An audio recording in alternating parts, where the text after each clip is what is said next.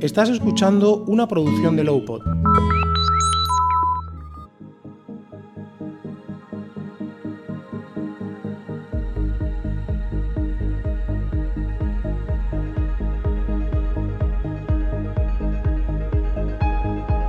Bienvenidos al primer episodio del podcast Piensa en Metabólico, un podcast que realiza la Federación Española de Enfermedades Metabólicas Hereditarias para visibilizar estas patologías y ofrecer información contrastada, de calidad y cercana a los afectados y a sus familias. La FEM lleva trabajando desde 1990 en la mejora de la calidad de vida de los afectados por las metabolopatías y aminoacidopatías. Las actividades principales que realiza son la organización de talleres psicológicos y nutricionales, la subvención de compra de comida baja en proteínas, el impulso de la investigación y la ampliación y homogeneización de los cribados neonatales a nivel autonómico. Su objetivo es alcanzar la mejora de los afectados por las enfermedades metabólicas hereditarias, asesorando y asistiendo a estos y a sus familias en temas como pueden ser el cuidado médico, psicológico y asistencial, para trabajar en pro de un desarrollo afectivo, educativo, adecuado y para, en general, realizar cualquier otra actuación que pueda mejorar su calidad de vida. Hoy tenemos el honor de estar en la sede precisamente de la FEM con su presidente, con Aitor Calero, que es el presidente de la Federación Española de Enfermedades Metabólicas Hereditarias. Muchas gracias por recibirnos, Aitor, encantado de saludarte. Hola, muchas gracias a vosotros. Que si te parece, vamos a empezar hablando por lo más básico, por el principio. Empezamos hablando del metabolismo para la gente que esté un poco perdida en este tema. Pues recordemos qué es el metabolismo, porque el metabolismo es un conjunto complejo de reacciones químicas que el cuerpo utiliza para mantenerse con vida. Pues esto incluye, por ejemplo, la producción de energía, porque hay unas enzimas especiales que descomponen los alimentos o determinadas sustancias químicas para que el cuerpo pueda usarlas de inmediato como combustibles o almacenarlas a fin de utilizarlas más tarde, pero también incluye la producción o la eliminación de sustancias, ¿no? Por ejemplo, hay ciertos procesos químicos que producen sustancias que necesita el cuerpo y otros que descomponen las sustancias que el cuerpo ya no necesita. Y claro, cuando estos procesos no funcionan de manera correcta, pues se produce un trastorno metabólico, que es precisamente de lo que vamos a hablar hoy aquí en este podcast de Piensa en Metabólico, en este primer episodio. Y si te parece, Aitor, siguiendo esta introducción, cogiendo el hilo, vamos a empezar hablando por lo más básico y hablemos de qué son las enfermedades metabólicas hereditarias. Bueno, pues como bien has explicado, todos tenemos metabolismo en el cuerpo, tenemos unas reacciones químicas para funcionar, para crecer, para alimentarnos, para procesar desechos, para procesar los alimentos y en particular es algo de lo que no nos damos cuenta. Cuando todo funciona bien, pues no le das importancia, pero cuando hay un pequeño proceso que no termina de funcionar bien, pues surge un problema. Esos problemas suelen venir derivados por herencia genética.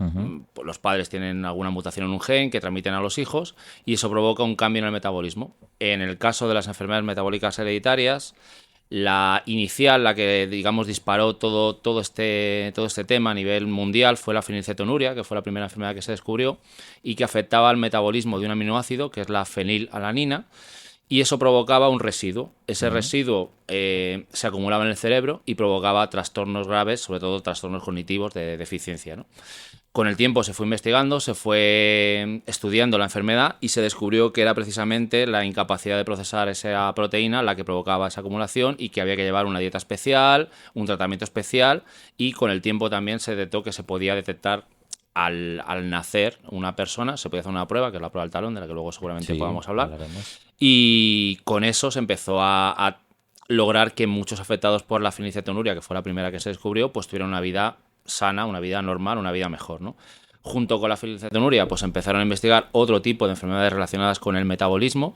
Hay muchas relacionadas con el ciclo de la urea, el ciclo del ácido úrico, del amoníaco en el organismo, que tienen incluso a veces mayor gravedad porque la acumulación excesiva de amonio pues, puede producir crisis que pueden derivar en casos fatales, en fallecimientos, pero que de nuevo, si son detectadas a tiempo y tratadas adecuadamente con dietas y con tratamientos especiales, pues pueden llevar a que la persona tenga una vida pues buena o mucho mejor que en otros casos, ¿no? Y bueno, como esas hay muchas otras, hay más de 800 enfermedades metabólicas hereditarias detectadas. Desafortunadamente, no todas ellas se detectan al nacer en España a día de hoy. Es algo también por lo que la Federación lleva tiempo trabajando. Y hay muchas otras que todavía no se conocen bien, no se puede detectar adecuadamente, no se sabe exactamente el gen, pero bueno, se sigue trabajando y por eso también es muy importante la investigación. Si algo queda claro es que es crucial detectar Totalmente. la patología, la enfermedad, lo antes posible, ¿no? Al nacer, y luego, como tú bien decías, hablaremos del cribado neonatal, la conocida como prueba del talón, y abordaremos también, pues, como tú decías, pues algunas comunidades o algunas patologías concretas que no están todavía, no se pueden detectar al momento porque algunas comunidades no realizan las pruebas pertinentes. Pero claro, aquí clave para seguir hablando de las enfermedades, que como tú dices, hay varias, ¿no? De ahí hay muchas, hablabas más de 800, de ahí la palabra enfermedades, para que la gente entienda que comparten un mismo origen común, ¿no? Que, como estábamos hablando, el metabolismo, pero hay muchas diferentes enfermedades, ¿no? Y quería preguntarte, para la gente que esté conociendo el tema ahora, ¿hay síntomas comunes entre ellas? ¿Cada una es diferente? ¿Qué nos puedes contar al respecto? Sí, en el caso de las enfermedades que llevamos desde la federación, básicamente todas están relacionadas con el metabolismo de las proteínas, de los aminoácidos. Hay algún paso en el metabolismo de los aminoácidos que no funciona adecuadamente, bien sea porque falta la enzima, bien porque hay un componente que falta en el proceso. Entonces eso provoca, digamos, una serie de efectos en cascada. En algunos casos, como la fenilcetonuria, es la acumulación de fenilalalanina en el cerebro, que provoca, pues eso, que mueran neuronas, básicamente, afecta mucho al desarrollo. En otros casos es la acumulación de amonio. En otros casos puede ser la acumulación de otro aminoácido, que también en cascada provoca otras reacciones. Entonces, la mayoría de ellas, las que tratamos habitualmente en la federación, son los derivados, lo que se conocen como aminoacidopatías, ¿no? Enfermedades relacionadas con los aminoácidos. Y todas ellas tiene un factor común denominador que te diría que es una alimentación baja en proteínas. Es muy importante que haya una dieta muy controlada, que sea baja en proteínas. El nivel de tolerancia varía en función de la enfermedad. Puede ser que haya enfermedades que toleran 0 gramos de proteínas al día. Pues imagina no poder comer pescado, legumbres, marisco, lácteos, etcétera. O otras que a lo mejor llegan a tolerar a lo mejor hasta 50 gramos, ¿no? Entonces tienen más margen de maniobra a la hora de tratar la enfermedad. Pero básicamente todas ellas tienen una necesidad de una dieta muy baja en proteínas. Eso precisamente, como decíamos al principio, estamos grabando en la sede de la federación, y nos enseñabas todo aquí el banco de alimentos que hay, de alimentos bajos en proteínas, que para la gente que no sea consciente de lo que esto implica, nos comentabas que también supone un coste económico mayor, ¿verdad? Porque hay muchos, son productos que no se encuentran en los supermercados regulares. Me comentabas que incluso algunos los teníais que importar, ¿no? Comprar directamente a fabricantes. Esto, como decimos, es un coste mayor, ¿no? Exacto. Aquí, bueno, el problema principal es el coste. Al ser un mercado muy pequeño, muy reducido, hay muy pocas empresas que se dedican a producir este tipo de alimentación especial. En España no hay una subvención directa para estos alimentos, salvo en algunas excepciones, en alguna comunidad autónoma, pero son casos realmente puntuales. A nivel nacional no existe nada parecido. Entonces eso hace que los alimentos sean caros. Y es cierto que el Sistema Nacional de Salud cubre una necesidad básica, que son unas fórmulas especiales dietoterápicas que cubren unas necesidades, ¿no? Las carencias que pueden tener, pero nadie se alimenta de fórmula solo, ¿no? Son batidos, no puedes alimentar de batidos. Lo que vienen es a aportar lo que no se consigue con la dieta, ¿no? Bajas proteínas, ¿no? Al final, tú al no tener una dieta variada, equilibrada, completa, pues tienes carencias. Esas carencias te las cubre el batido, ¿no? El batido en el caso de pues de aminocepatías, batido de aminoácidos. Pero, claro, de eso no te puedes alimentar. Necesitas pasta. ¿Qué puedes comer de forma libre? Verdura, fruta, etcétera. Pero eso no te llena, no te sacia. Aparte que es una dieta muy monótona. Es muy difícil seguir una dieta así. Y uno de los problemas que tienen también los afectados es la adherencia a la dieta, la adherencia al tratamiento. La dieta no deja de ser un tratamiento. Entonces, para cubrir esa carencia, hacen falta alimentos, pues sucedáneos de pasta, de huevo, de galletas, cereales. Galletas, claro, eso es todo lo que calamares, tenemos. Pizzas, eso es. O sea, chocolate hemos visto también, ¿verdad? O sea, ¿para qué? Y afortunadamente, a día de hoy, en el año 2024, pues hay mucha mayor oferta de esos alimentos. Te iba a preguntar, ¿se había evolucionado con los años? Sí, ha mejorado. O sea, es evidente que ha mejorado. El problema que nos estamos encontrando ahora es que algunas empresas están dejando de producir esos productos por falta de rentabilidad, falta de mercado. Claro. Y parece increíble, pero por ejemplo el tema del Brexit nos afectó. Había empresas que fabricaban productos en Inglaterra, hay empresas que tienen la fabricación allí, pero que con el tema del Brexit pues ya no pueden exportar los productos aquí, ha generado una serie de problemas. ¿Qué hacemos desde las asociaciones y desde la federación en la medida de lo posible? Pues tratar de facilitar el acceso a los alimentos bajos en proteínas. En la sede en la que estamos ahora, esto es la sede también de ASFEMA, que es la Asociación de Metabólicos de Madrid. y tiene un banco de alimentos que surte de alimentos bajos en proteínas a familias de Madrid, pero también a familias de otras comunidades autónomas que incluso no tienen. También hay bancos de alimentos en Cataluña, en Aragón, en Galicia, en Andalucía, que hace la misma labor, que es facilitar el acceso a estos alimentos. Porque la federación, nos comentabas antes, que la forman las asociaciones territoriales, ¿verdad?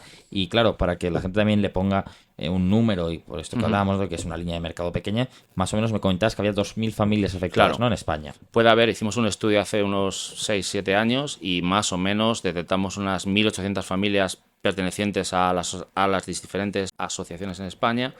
Y puede haber en el entorno a lo mejor pues un rango superior de 3.000 familias, no todos están asociados, depende de la circunstancia de cada uno, pero más o menos serían unas 3.000 familias, que no es un número suficientemente grande quizá como para que haya un mercado. Claro, atractivo. sí, esto ilustra muy bien, Claro. ese número ilustra muy bien lo que nos decías de los problemas de suministro Eso y es. también los precios altos, ¿no? Al producir también en menor cantidad, pues sube el precio. Y si te parece, hablemos de la que conocía como prueba del talón, porque claro, decíamos que es crucial detectar los errores congénitos del metabolismo en los primeros días de vida para que los niños reciban tratamiento y eviten afectaciones, claro, físicas y psíquicas que claro, pueden manifestarse o se manifiestan de por vida, que es importante tener esto en cuenta, ¿no? Por ejemplo, nos referimos al retraso en el crecimiento, discapacidades permanentes o incluso en los casos más extremos la muerte prematura del niño, ¿no? Las primeras semanas de vida, para que entendamos la seriedad del tema que estamos tratando, ¿no? Y comentábamos, ¿no? Entonces que la prueba que se realiza para diagnosticar estas enfermedades es la conocida como la prueba del talón, ¿verdad? Cuéntanos un poco si te parece en qué consiste. Sí, la prueba del talón es una prueba que es muy sencillita. Hacen un pinchazo en el talón del recién nacido, extraen unas gotitas de sangre que se mojan en un papel y ese papel va a unas máquinas de cribado. Ahora son máquinas modernas, se llaman máquinas de cribado en tándem, etcétera. Y a partir de esa muestra de sangre se detecta la concentración de ciertas sustancias que pueden indicar que hay un problema metabólico, una enfermedad metabólica. Ellos hay unos protocolos en el que se detectan unas enfermedades. ¿Qué ocurre en España? Bueno, en España se empezó a hacer el cribado neonatal en el año 60 y algo, 69, 70, de manera muy incipiente, se fue ampliando y se llegó a un consenso en todas las comunidades autónomas de empezar la prueba del cribado neonatal con 3 enfermedades. Una de ellas era la fenilcetonuria, que ya se conocía bastante bien, y afortunadamente, pues a partir de que se hizo la prueba del talón de la fenilcetonuria, pues muchos casos se fueron detectando y hay gente ya pues adulta con fenilcetonuria que tiene una vida relativamente buena, normal, y a partir de ahí se fueron ampliando las enfermedades. ¿Qué ha ocurrido? Que, digamos, el ritmo de hacer crecer el número de enfermedades que se cribaban no ha sido suficientemente rápido en España. Se pasó de 3 a 7 y recientemente el Ministerio de Sanidad ha pasado de 7 a creo que son 9 en la última revisión. Se han ido incorporando, pero como cada comunidad autónoma tiene las competencias sanitarias transferidas, pues tiene, digamos, libertad de decidir si solo se acoge a las mínimas obligatorias o si amplía el número. Entonces hay comunidades autónomas donde tienen, por ejemplo, Murcia tiene un cribado neonatal, creo que es el mayor de España, creo que son hasta cerca de 40 enfermedades metabólicas que se detectan. ¿Qué ocurre? Que un niño que nace en Murcia con una enfermedad metabólica, por ejemplo, acidemia metilmalónica, justo eso te quería comentar, puede ser detectado al nacer, automáticamente ponerle bajo tratamiento y la familia, pues bueno, ya sabe que tiene un hijo o una hija con un problema metabólico que puede tener cierta gravedad, pero ya está en tratamiento, ya está monitorizado, ya sabe los problemas que puede haber. En el mismo caso, en otra comunidad autónoma que ocurrió recientemente, por desgracia, en Castilla y León, en Ávila, ¿no? Si en no Ávila, recuerdo mal. una familia tuvo una hija, creo que fue una hija además, con una enfermedad metabólica, no se le detectó en el nacimiento porque no se hace la prueba ampliada en Castilla y León, y esa familia pues tuvo que sufrir el fallecimiento de su niña por una crisis metabólica, subió el nivel de amonio en este caso y falleció. Y así, por desgracia, ha habido casos y seguirá habiendo casos mientras no se amplíe suficientemente el cribado y no se haga homogéneo en todo el territorio, ¿no? Que es un poco lo que reclamamos, ¿no? Si alguien nace en Madrid, en Cataluña o en el País Vasco o en Murcia, pues que tenga las mismas posibilidades que el resto, ¿no? Y vosotros lleváis, desde el 90 que comentábamos que se creó la fundación, habéis estado implicados para, ¿verdad? Para que se amplíe y sobre todo que haya una homogenización a nivel autonómico de los ten en cuenta, una anécdota que me contaban los anteriores miembros de la Junta Directiva era que cuando se empezaron a hacer los congresos de familias metabólicas en España, pues me lo comentaba un directivo, ¿no? Decía, claro, al principio se te caían mal los pies porque las familias de antes de los años 70, 80, que no habían tenido cribado, pues tenían hijos con discapacidad intelectual grave, ¿no? Al final la fenilcetonuria, si no te la detectan al nacer, provoca la muerte de neuronas, la destrucción de las neuronas, y eso afecta directamente al desarrollo. Entonces puedes llegar a tener niveles de discapacidad del 80%, de ser una persona completamente dependiente. En el momento que te han cribado al nacer, entras en tratamiento, como es afortunadamente el caso de mi hija, y tú ya estás tratado. Y mi hija acaba de hacer lavado. O sea, esa es la diferencia, ¿no? Entonces yo creo que es una diferencia de estar en congresos con gente con discapacidad, a ver cómo iba pasando el tiempo, iba mejorando la gente que iban a hacer campamentos, había niños sanos, perfectamente normales, y eso ha sido gracias al cribado. Y eso siempre ha sido digamos, un leitmotiv de la federación, tratar de impulsar lo máximo posible. No todo lo rápido ni con toda la fuerza que hubiéramos querido, ¿no? Pero siempre estamos ahí, ¿no? Tratando de impulsar la ampliación del cribado al máximo. Qué bien. Y si hablamos de las principales necesidades asistenciales de los pacientes, o incluso también de cómo hablemos de cómo les afecta antes en su día a día a los pacientes y también a sus familias. Hablábamos de la alimentación. Hay otra serie de aspectos comunes que se consideran afectaciones derivadas de estas patologías. Depende también del tipo de metabolopatía, porque ya te digo que hay algunas que, por ejemplo, sobre todo las relacionadas con el ciclo de la urea, que tienen muchos problemas a la hora de ingerir alimentos, ¿no? Tienen mucho rechazo, hay que incluso poner sondas gástricas para que puedan alimentarse a través de la sonda. Eso provoca... Esa nutrición parenteral, ¿no? Exacto. Luego eso provoca que no aprendan a tragar. Al no aprender a tragar les cuesta hablar, son cosas que ni tú te planteas hasta que no lo vives, pero que si tú no masticas, no trabajas, ¿no? La musculatura de la boca, de las mandíbulas, etcétera, pues hay una serie de cosas que vienen en cascada también. Pues eso es el día a día de muchas familias con enfermedades metabólicas diferentes. Un factor común que tienen todas, pues la dieta, ¿no? La dieta al final, lo que te decía antes, la adherencia a la dieta es muy costosa. Tomarse todos los días obligatoriamente un preparado médico, que es una fórmula dietoterápica, 2, 3, 4 veces al día, es muy difícil de llevar. O sea, incluso en enfermedades metabólicas como la fenilcetonuria, que está bien tratada, que tiene buenos resultados, pero es difícil de llevar. A eso súmale que no puedes ir al bar que tenemos aquí al lado y pedirte cualquier cosa de la carta.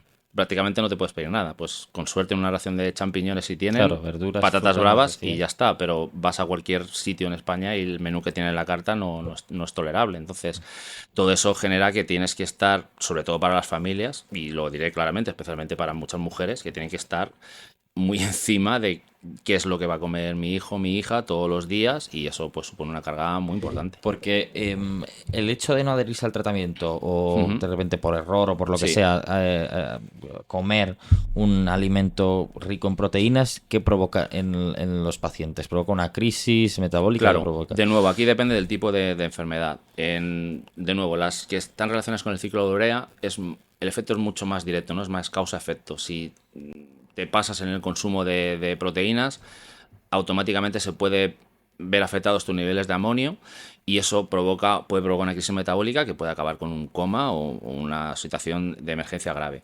En otras enfermedades como la fenilcetonuria o la tirosinemia, que es parecida en cierto sentido, en este caso con la tirosina, la desventaja, por así decirlo, es que no tienes un efecto inmediato, no es como una alergia que comes algo y enseguida tienes una reacción, que te das cuenta de que algo te ha sentado mal. No, ellos pueden un día comer perfectamente un filete, entre comillas, y no les pasa nada. Pero ese día han acumulado tóxicos, ¿no?, en su cuerpo que van al cerebro y van a matar proteínas. Entonces, de hecho, los propios médicos han ido cambiando un poco la alimentación. Hace unos años, digamos, la dieta se mantenía hasta los 12 años y a partir de ahí se considera que el cerebro ya está desarrollado y que más o menos podía seguir una dieta normal. ¿Qué han ido viendo con el tiempo? Que no es así, que al final, si no sigues una dieta baja en proteínas, tienes fallos de concentración, fallos de memoria, te vuelves más irascible, depende de los casos, porque está afectando, estás metiendo tóxicos en el cerebro, ¿no? Claro. Y luego, en cuanto a la longevidad, en cuanto llegas a la vida adulta, pues también te va afectando más, ¿no? Al final, o sea, que alteras las funciones cognitivas. Exacto, porque las neuronas no se regeneran, son las que son hasta un punto y ya está. Entonces ocurre, mi hija, que hizo una prueba para ver si podía tomar un medicamento especial, tuvo que tomar más proteínas para la prueba nosotros le preguntamos, ¿cómo te sientes? ¿Qué notas? Y me decía, mira, es como alguna vez que a lo mejor me he tomado un poquito más de alcohol, no sé qué, como que estás con un poco la mirada perdida, desorientado, pues esa sensación, ¿no? Pues claro, eso al final, todos los días, pues claro, afecta. Claro. O sea, que ahora mismo la dieta es para toda la vida. Es para toda la vida Vale. y eso es uno de los mayores retos, porque ya digo que a nivel del día a día, de planificación de las comidas, de adherencia, porque al final te cansa, ¿no? Y, pues, claro. Y más cuando, por ejemplo, cuando son adolescentes, pues te vas con tus amigos y quieres probar una hamburguesa o una pizza y no puedes. Y pues bueno, pues todo eso genera problemas. Y más allá de la alimentación, ¿qué otras necesidades existenciales pueden tener los pacientes o las familias? Entiendo que también, lo comentábamos en la introducción y también me lo decías tú antes fuera de micrófono, la parte psicológica, la parte Totalmente. más mental, tanto del propio afectado como de la gente Sí, sí. de su alrededor, debe ser también importante, ¿no? Abordarlo. Claro, hay un impacto emocional muy grande cuando recibes la noticia de que tu hijo tiene un problema con cualquier enfermedad, no solo con las aminoacidopatías o las metabolopatías, pero especialmente cuando ya eres consciente un poco de lo que supone, pues pasas, digamos, por todas las fases estas, ¿no? De encaje, de duelo, de superación. Hay gente que no lo llega a superar, o sea, y nosotros no hemos hecho ningún estudio, pero estamos convencidos que afecta incluso a las relaciones de pareja, porque no es lo mismo cuidar un hijo, llevar un hijo, pues es complicado muchas veces. Si tienes una enfermedad metabólica, pues más, y eso provoca más conflictos, más problemas, y es difícil, y entonces ese encaje cuesta llevarlo. Y una de las cosas que tratamos de hacer, o que hemos tratado de hacer, es eso, pues ese apoyo psicológico. Por eso consideramos que es tan importante que las familias se acerquen a las asociaciones, porque se forman unos vínculos muy especiales también de las familias. Ya, Y te acompaña en el camino. claro, ¿no? ya han vivido eso, ya saben, les puedes preguntar cosas que a tu médico a lo mejor no le preguntas, pues porque no se te ocurre o te da vergüenza o no. Y se crean unos vínculos diferentes y es muy importante también por eso. Ujú. Y a nivel físico, por ejemplo, ¿requieren algún trabajo? Como todo lo que llevamos hablando, dependerá de la Sí. metabulopatía, pero ¿requieren algún trabajo físico o de fisioterapia extra o no? Sí, se algunas pasa? metabolopatías totalmente requieren, porque afecta al sistema motor, neuromotor, entonces hay que hacer rehabilitaciones específicas, porque hay falta de coordinación de movimientos, lo que te contaba antes de la deglución o la logopedas, ¿no? Para enseñar a hablar o aprender a hablar. Eso cuesta y cuesta llevarlo con el tiempo. Hay otras metabolopatías que no necesitan per se fisioterapeutas o una terapia, digamos, de ejercicio físico, pero es verdad que otra cosa que detectamos es, claro, al final pueden comer hidratos de carbono y grasas, más su fórmula. Entonces, o tienes una vida relativamente activa o tienes cierta facilidad para coger peso. Entonces, eso es algo también que afecta en cierta manera a muchos enfermos metabólicos, ¿no? Y hablemos también de investigación, que sé que es otra de las prioridades de la federación. Y si te parece, cuéntanos un poco cuáles son las principales líneas de investigación que se están realizando en este campo. Bueno, aquí hay varias líneas de investigación, lo que son fármacos más tradicionales, que sí que ha habido para alguna enfermedad metabólica algún fármaco que ha permitido aumentar el nivel de proteínas que pueden tomar, y hay incluso afectados, por ejemplo, por fenilcetonuria, que prácticamente llevan una dieta libre gracias a esos fármacos, pero solo funciona en un porcentaje reducido de todo el conjunto de afectados. Entonces, eso es una línea que se sigue investigando a través, bueno, sobre todo pues empresas farmacéuticas, más a nivel internacional, más empresas farmacéuticas más globales, ¿no? Y en un futuro pues podría permitir pues eso, ampliar la cantidad de proteínas que ingieren, que parece una tontería, pero pasar de 10 gramos de proteínas a 20 pues supone pues tomarte una tortilla de patata o no tomártela, ¿no? Y eso es muchísimo, ¿no? Luego hay otra línea de investigación que está más relacionada con las terapias génicas, que es una línea pues muy prometedora, porque en principio podría suponer la curación definitiva, pero es verdad que es compleja, que tiene pues eso, posibles efectos secundarios graves, y que se sigue investigando, y que bueno, también tenemos mucha fe, mucha esperanza en ello, y de hecho con centros de investigación aquí en Madrid, en el CEDEN, en el Centro de Enfermedades Moleculares de la Universidad Autónoma, pues llevamos años colaborando, siempre que nos piden referencias para proyectos o pacientes que quieran someterse a algún tipo de prueba, etcétera, pues siempre nos prestamos a ello. Y luego también está una línea, no es tanto de investigación para la enfermedad, sino para el cribado, que es lo que se llama el cribado genético, que el cribado del que hemos hablado antes es cribado digamos, químico, ¿no? De pues, Sí. los restos que hay en la gota de sangre, lo que pueden detectar. Este es un cribado basado en el ADN, que permitiría ya una detección muy, muy fina en el momento del nacimiento de si tiene esta metalopatía, qué tipo es, con qué gen, etcétera, que se está empezando a investigar, pero bueno, todavía queda, pero sería como la siguiente línea para un cribado mucho más potente. Ujú. Y bueno, comentábamos, hacéis esa función de banco de alimentos, comentamos también, más allá de toda la función de información, pues ese apoyo emocional, ¿no? Que brindáis a las familias y a los afectados, esa lucha que habéis realizado desde vuestra fundación por homogeneizar los criterios del cribado neonatal y ampliar el número de metabolopatías que se detectan. Y claro, también yo sé, porque bueno, lo pone en vuestra web y también os lo comentabas antes, que realizáis actividades, ¿verdad? Sí. Para bueno, visualizar la enfermedad. También entiendo que para fomentar Eso esos lazos, ¿no? Entre Exacto. los miembros de la federación. Y cuéntanos un poco, ¿qué actividades realizáis para que los oyentes lo puedan conocer? Bueno, la federación lleva realizando congresos nacionales, que llamamos, lleva como 14 ediciones, 15 ediciones, que son congresos nacionales en lo que hacemos una jornada en la que invitamos a las familias a ir a un lugar de España, Madrid, Barcelona, Valencia, el que sea, Murcia. Juntamos a las familias, juntamos también a especialistas, a médicos, y organizamos unos encuentros con una serie de charlas, de talleres.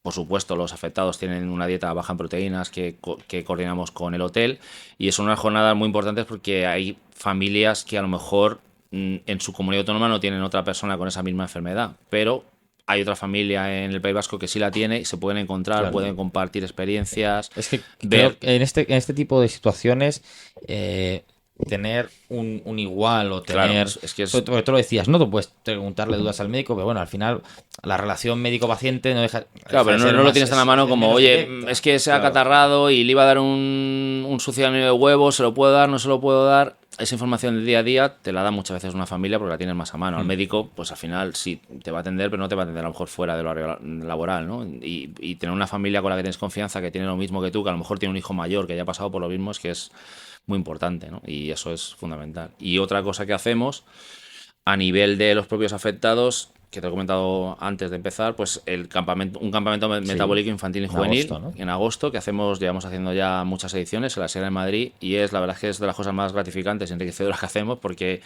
juntas a niños y niñas de toda España con distintas enfermedades metabólicas, pero les tienes en un entorno en el que van a pasárselo bien, ¿no? Y bueno, pues tienen su comida especial, todos se tienen que tomar una fórmula, no se sienten raros porque no son los únicos, están con muchos más niños que tienen lo mismo que ellos, y se lo pasan bien, hacen actividades y crean vínculos, bueno, que de hecho duran hasta la edad adulta. O sea, vamos, mi hija ha ido desde pequeña a esos campamentos y algunas de sus mejores amigas son de esos campamentos, ¿no? Y de distintos lugares de España, ¿no? Y el Congreso Nacional que comentabas es en septiembre, ¿puede ser? En septiembre en Madrid, que vamos a ver, porque todavía el problema que tenemos con los congresos ahora, que en Madrid está muy caro para hacer Sí, es verdad eventos, que Madrid.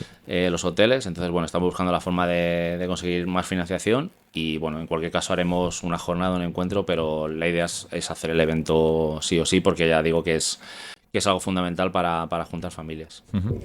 Y Familias y expertos y médicos que también Sí, bueno, van. No, también claro, quiero sí, saltar porque el papel, Sí. los profesionales también se vuelcan mucho en estos eventos. Siempre están dispuestos a asistir, a hablar con Qué las bien. familias. O sea, en eso también tengo que decirlo porque es muy de remarcar, ¿no? Es un fin de semana que no tienen por qué trabajar, pero están ahí con nosotros. Qué bien. Seguro que si se puede omitir sobre la frase, que se agradece muchísimo, ¿verdad? Totalmente. ¿Y qué mensaje te gustaría transmitir a las personas que puedan estar lidiando con enfermedades metabólicas hereditarias y también a sus familias?